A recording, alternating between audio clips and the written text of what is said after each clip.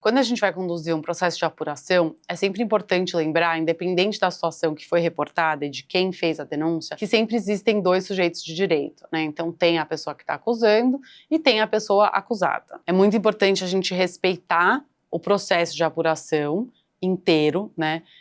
E respeitar o direito dessas duas pessoas de se manifestarem e trazerem seus pontos de vista. Quando a gente fala da pessoa que fez a denúncia, é natural a gente pensar, né, a pessoa está mais vulnerável, ter uma reação imediata de querer acolher, quase que tomar esse lado. Mas é muito importante a gente entender que quem está responsável pela apuração deve ter uma postura neutra durante todo o processo de apuração, até que uma conclusão sobre aquele caso seja tomada. Como que a gente faz, né, para assegurar esse direito dos dois lados? Primeiro, a gente tem que olhar para as evidências sem viés de confirmação.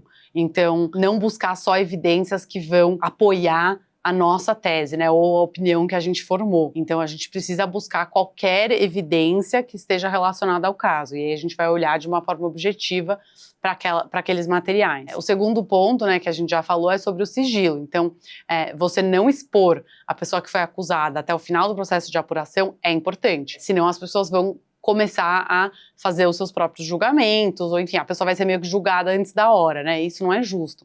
Então, o processo de apuração está aí justamente para que a empresa chegue na melhor decisão para lidar com o caso. A quebra do sigilo, né, ela pode causar um dano à reputação desproporcional para as pessoas envolvidas, né, especialmente para a pessoa que foi acusada, mas também, muitas vezes, para a pessoa que denunciou, né, esse impacto também pode acontecer.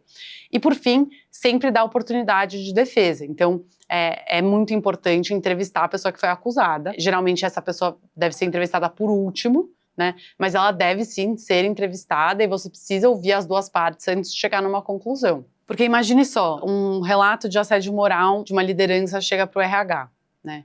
E aí essa informação é vazada antes que o RH conduza o processo de apuração. O time começa a se afastar dessa liderança, então pessoas que talvez nem tinham essa experiência, né, ou nem sabiam do caso, e a reputação dessa pessoa já está sendo afetada antes mesmo da gente entender se de fato aquilo foi assédio moral. Então é muito importante a gente seguir o processo, né, e não vazar informações durante a apuração. E por isso a importância de conduzir o processo de apuração de uma forma eficiente. Então, quanto mais tempo você demora para apurar, mais chance das informações vazarem. Então, garantir, né, o direito de defesa, ou due process, como chamamos no linguajar do direito, é basicamente encontrar o equilíbrio entre acolher a vítima, né, a pessoa que fez o relato, ter empatia com essa situação, mas também avaliar as provas, né, conduzir o processo de apuração com neutralidade e decidir baseado em fatos. Isso compõe esse princípio fundamental que é o direito